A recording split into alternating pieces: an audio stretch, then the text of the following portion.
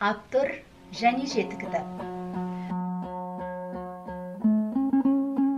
Баяхмет Жұмабайұлы, жазушы, этнограф, фольклорист, әлем халықаралық жазушылар одағының мүшесі. Шығыс Қазақстан мұзтауының арғы бетінде Түлеушім, Темірқанат шағын Ертіс өзенінің ту басында тауларын оқ тесіп, даласында тұлпардың ізі қалған кенішті мекен батырлар мен ақындардың ортасы Өралтайда халықтық қазынадан сусындап өседі. Жастайынан әдебиетке құмар Бәкең 1978 жылдары Дүкендегі жас деген тырнақ алды туындысымен әдебиет жебіне қосылып, содан бері Зәруге дәру, Кенішті кент, Ызғұтты батыр, Өмір көктемі, Қаратауда қарашал, Сағыныш сынды 7 роман, Жартастар үн қатады, Балбалдар мен кешендер, халқымыздың ою өрнек мәдениеті, дәстүр және тағылым, Отарбай жырау, Қытайдағы қазақ балуандары сияқты әр жанрда 30-дан астам кітаптың авторы. Автор этнография, археология, фольклор мен қоса публистикалық мақалалармен қалам тербеді. Әсіресе 30 неше жыл бойы тау асып, тас басып, халқымыздың құндылыққа толы алтын қазыналарын құнттап, жалықпай жиып, ұлтымыз бен мәдениетіміздің алтын қорына теңдессіз есесін қосты.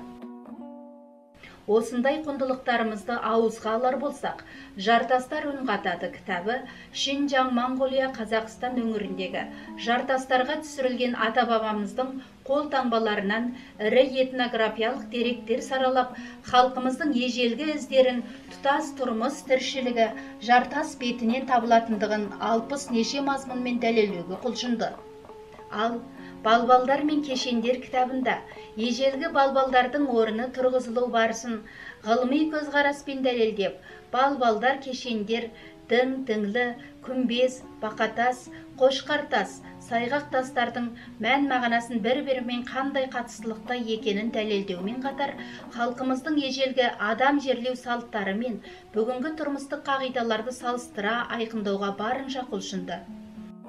Ою-өрнек әлемі кітабында ою-өрнектердің барлыққа келуі, оның дәстүрге сіңуі, ондағы әрбір үлгінің шығу тегі мен бір-біріне үйлесім тауып, ақырында ірі арман тілектерді білдіретін ерекшеліктерін ғылыми дәлелдей білді.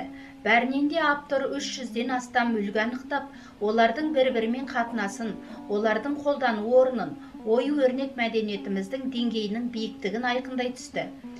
Сауда мәдениеті кітабында халқымыздың ежелден өзінің тіршілік тынысына қарай, өзіне тән сауда мәдениетін қалыптастырғандығын тарихи деректермен ежелгі аңыз ертегі, мақал мәтелдермен дәлелдеп, қазақтар сауда білмейді, уақыт көзқарасы жоқ, жалқау деген өсек аяңға нақтылы дәлелдермен тойтарыс береді.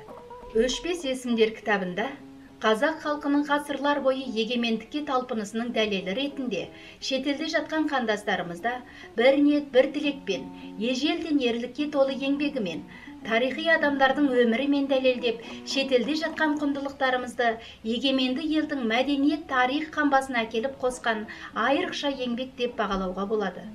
Аңсаған арман кітабында Гималай асып, мұхиттың арғы бетінен қоныс алған халықтың мың өліп мың тірілген кешірмесін арыстан сынды тірі куәгердің дәлелдеуі мен өте жүйелі де тартымды тәртіппен баяндайды.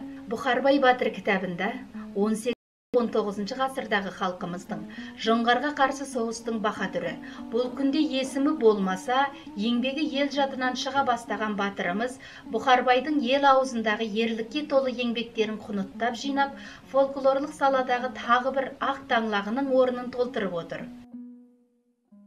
Баяхмет Жұмабайұлы бұл рет 7 кітаптың тұсауын кесіп, өзінің таланты мен дарынын егеменді еліне әйгілеп, өз еңбегін мұндағы ғалымдар мен арнаулы мамандардың сараптауына ұсынып отыр. Бәкеңнің алда бергенінен берері молына сеніммен қарап, бұдан да биіктерден көріне беруін тілейміз.